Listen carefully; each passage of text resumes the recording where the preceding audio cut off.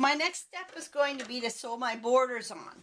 So I've decided that I'm going to use this fabric that was in the collection. Didn't end up being in the actual top, but it's going to be what I'll use for my border. I'm going to go ahead and I'm going to cut it in half because I only need half on each side.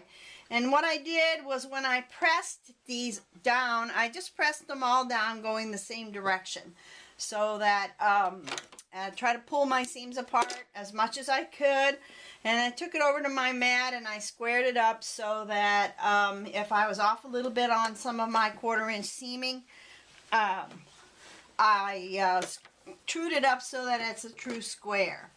So now I'm going to go ahead and I'm going to lay my border fabric down on the edge of the body of this mat, and I'm just going to sew it very carefully down.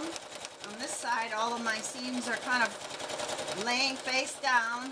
They're pointing down, so I don't have to worry about them being pulled up as I sew across and make my 1/4 inch seam.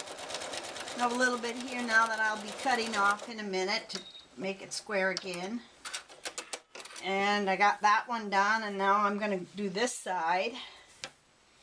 With this one I'm going to have to watch because my seams are going to want to flip up, so I'll use my fingers to kind of guide that and make sure that they stay in position and that they do not flip up as I go over them. With this machine, it's pretty easy to feed things into the presser foot without having to manipulate it too much. As you can see, this is what's called an AccuFeed foot on this particular type of machine. It's similar to a walking foot, and I keep it on for almost anything that I need. Some people want to use a 1/4 inch foot, which I do have. There is a 1/4 inch AccuFeed foot for this machine, I think.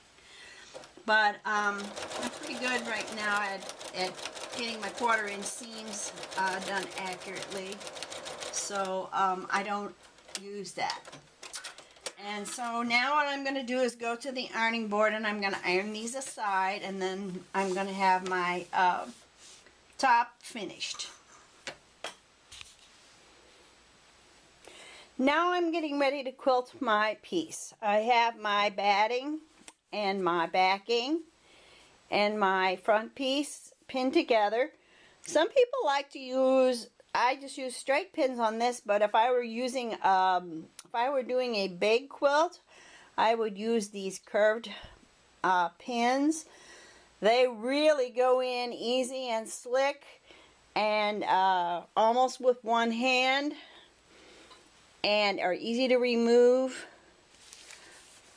Some people like to use this stuff, which is 505 spray adhesive.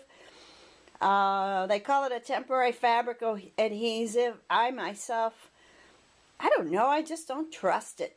Everybody says it's wonderful, but it is expensive, and you can get 1 or 2 big quilts out of it. So the pins for me work better, and they're a little bit cheaper. The other thing that I'm going to be using is I'm going to be using my Stitch in the Ditch foot. This is an AccuFeed Stitch in the Ditch foot, so it's a little bit wider, and what it does is it has a little blade right here in the middle that if I keep this blade centered on the line where my 2 fabrics meet, it'll keep my stitching straight right in the right place. I will say it keeps you mostly in the ditch. Sometimes you jump out of the ditch, but most of the time you do. It's a little bit tricky to put this on my machine. I'll go do that right now. Some people don't have the built-in AccuFeed feature to their sewing machine, but almost any sewing machine that you have, you can attach this to it. It's called a walking foot. And this walking foot does the same thing as the AccuFeed foot. This is feeding from the top while your feed dogs are feeding from the bottom, and so it just makes things very much more even as you're trying to do your stitching. This little bar goes up and down with your needle bar, so it's working the mechanism. And this one fits on one of my machines that does not have the AccuFeet feature. So I'm getting ready to do my stitch in the ditch stitching. And what I'm going to do is I'm going to sew around the inside border of my what would end up being a border on my regular jelly roll quilt, and then I'm going to stitch across these, and then finally I'm going to stitch around the outside. I'm going to go ahead and use a lock stitch to start off, and I'll use that also at the end of my row.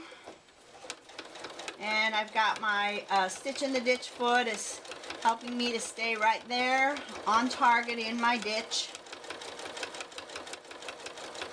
I'm using a little bit longer stitch to do this. I use a number 3 setting on my machine, and now I'm going to do my lock stitch at the end here. And then I'm going to use my automatic thread cutter to cut my threads. So I'm going to go this direction now.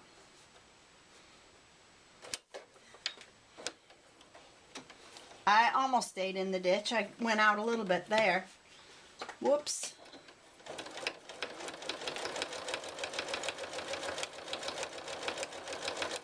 If you use a thread that's the same color, or you know, that's not a high contrast thread, then it's not noticeable if you wander out of the ditch just a little bit. Now, some people like to do jelly roll stitches, quilt jelly roll quilts by using a decorative stitch, and that would be something that you could do also. It takes a little bit longer to do, but then you don't have to worry about whether you're in the ditch or you're not in the ditch, so that kind of solves that problem. If you're going to use a walking foot, you are probably not going to have too much problem with puckering, or you know, your backing in your top not matching up. That's the one beautiful thing about a walking foot, is it keeps each side of the fabric, top and bottom side, feeding through the mechanism of the sewing machine at an even pace. The normal way that a sewing machine is going to sew is going to be to pull the bottom through more than the top.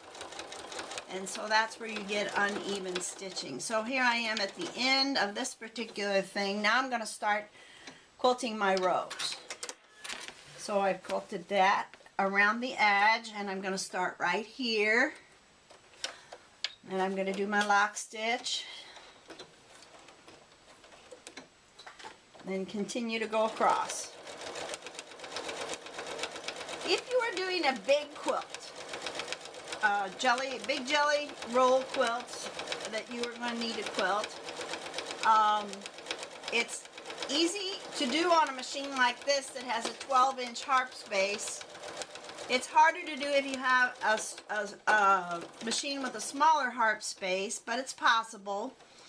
But the best way to do it is to start in the middle and start quilting in your center rows, and then move to one side, and then turn the whole quilt around and do the other side the same way, starting from the middle and working your way out. It really doesn't matter which way you do this. It won't show that much one way or the other. So it's just a technique that depends on the sewing machine, depends on how much room you have to be able to maneuver. Over here, if you're in the center, you're going to have a lot of bulk of fabric right there, and it could be difficult right at the very beginning. But you're not changing direction, you're just going one direction.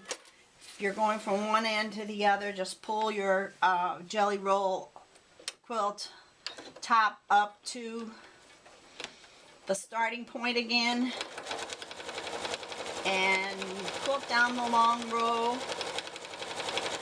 And I've done most of my jelly roll quilts this way because I prefer